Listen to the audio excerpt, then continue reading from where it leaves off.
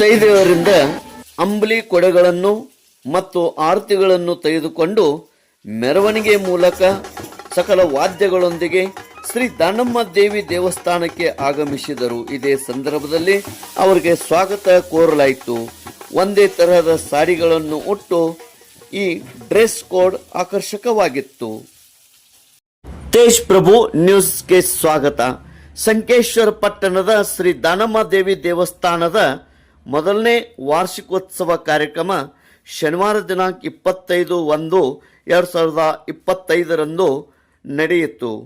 ಮೊದಲಿಗೆ ಮುಂಜಾನೆ ವಿಶೇಷ ಅಭಿಷೇಕ ಮಹಾಪೂಜೆ ನಡೆಯಿತು. ಶ್ರೀಮನ್ ನಿರಂಜನ ಪ್ರಣವಸ್ವರೂಪಿ ಪಂಚಮಶ್ರೀ ಶಿವಲಿಂಗೇಶ್ವರ ಮಹಾಸ್ವಾಮಿಗಳು, ಜಗದ್ಗುರು ಶ್ರೀ ದುರುಂಡೇಶ್ವರ ಸಿದ್ಧ ಸಂಸ್ಥಾನ ಮಠ ನಿರ್ಸೋಸಿ ಶ್ರೀಗಳು ಆಗಮಿಸಿ ಪ್ರಸಾದ ಪೂಜೆ ಹಾಗೂ ಗುಡ್ಡಾಪುರದಿಂದ ತಂದಂಥ 4,000 ಹುರಣದ ಹೋಳಿಗೆಯ ಪೂಜೆ ನೆರವೇರಿಸಿ ಮಹಾಮಂಗಳಾರತಿ ಮಾಡಿ ತದನಂತರ ಆಶೀರ್ವಚನ ನೀಡಿದರು. ಶ್ರೀ ದಾನಮ್ಮ ದೇವಿ ಸೇವಾ ಕಮಿಟಿ ವತಿಯಿಂದ ಶ್ರೀಗಳಿಗೆ ಸತ್ಕರಿಸಲಾಯಿತು. ಮಹಿಳಾ ಭಕ್ತಾದಿಗಳಿಂದ ಭಕ್ತಿಗೀತೆ ಹಾಡಲಾಯಿತು. ಸಾವಿರಾರು ಮುತ್ತೈದೆಯರಿಗೆ ಉಡಿ ತುಂಬುವ ಕಾರ್ಯಕ್ರಮ ಹಮ್ಮಿಕೊಳ್ಳಲಾಗಿತ್ತು. ಸಂಕೇಶ್ವರದ ಭಕ್ತರು, ಪರಸ್ಥಳದಿಂದ ಅನೇಕ ಭಕ್ತರು, ಮಹಿಳೆಯರು, ಯುವಕರು, ಶರಣೀಯರು ಸಹಸ್ರ ಸಂಖ್ಯೆಯಲ್ಲಿ ಆಗಮಿಸಿ ಶ್ರೀ ದಾನಮ್ಮ ದೇವಿಯ ದರ್ಶನ ಪಡೆದರು. ಶ್ರೀ ದಾನಮ್ಮ ದೇವಿ ಸೇವಾ ಕಮಿಟಿಯವರು ಅಚ್ಚುಕಟ್ಟಾಗಿ ವ್ಯವಸ್ಥೆ ಮಾಡಿದ್ದರು. ತೇಜ್ ಪ್ರಭು ನ್ಯೂಸ್, ಸಂಕೇಶ್ವರ್.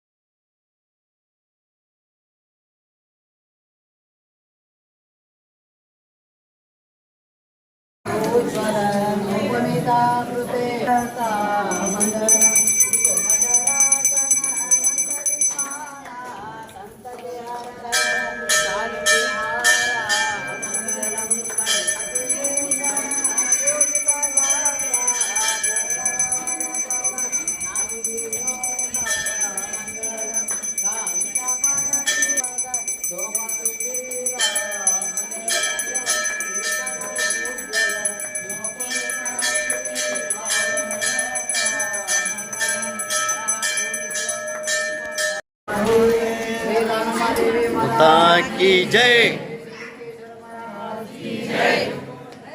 माता की, दानम्मा माता की।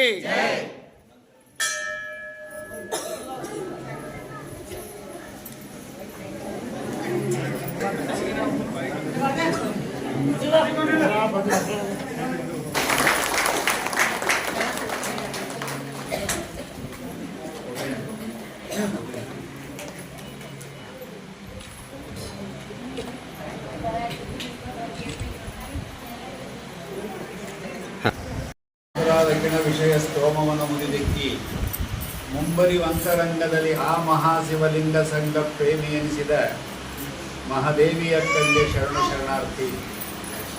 ಆಗಮಿಸಿರುವ ಎಲ್ಲ ಜ್ಞಾನಮ್ಮ ದೇವಿಯ ಸಮಸ್ತ ಶರಣೆಯರ ಇದೊಂದು ವಿಶೇಷವಾದ ಕಾರ್ಯಕ್ರಮ, ಪ್ರತಿ ವರ್ಷ ಮಾಡ್ತಕ್ಕಂಥ ಒಂದು ಕಾರ್ಯಕ್ರಮ.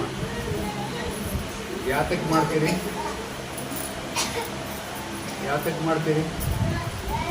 ಅದನ್ನ ಏನು ಕೇಳಬೇಡ್ರಿ ಜನ.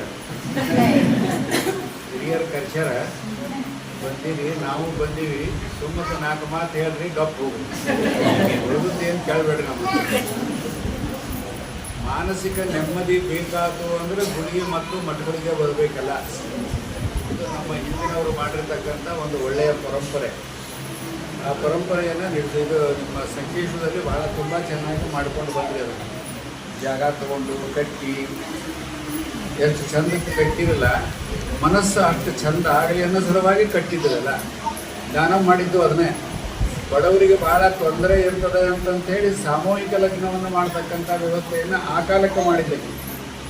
ಒಬ್ಬ ಹೆಣ್ಣು ಮಗಳು ಮನಸ್ಸು ಮಾಡಿದರೆ ಅದಕ್ಕೆ ಅವರು ಮನೆಯವರು ಸಾಥ್ ಕೊಟ್ಟರೆ ಏನು ಆಗ್ತದೆ ಅನ್ನೋದಕ್ಕೆ ಇವೆಲ್ಲ ಒಂದು ನಮಗೆ ಜ್ವಲಂತ ಉದಾಹರಣೆಗಳು ಎಲ್ಲ ಒಟ್ಟು ನೋಡ್ರಿ. ಆ ಕಾಲಕ್ಕೆ ಹೆಣ್ಣು ಮಕ್ಕಳಂದ್ರೂ ಹೊರಗೆ ಬರ್ದಾಗಂಥ ಒಂದು ಕಾಲ 12ನೇ ಶತಮಾನ ಅಂದರೆ, ಅಂಥ ಒಂದು ಶತಮಾನದಲ್ಲಿ ಅಕ್ಕಮಹಾದೇವಿ ಅಂತ ಒಬ್ಬ ಹೆಣ್ಣು ಮಗಳು ಹೊರಗೆ ಬರ್ತಾಳೆ.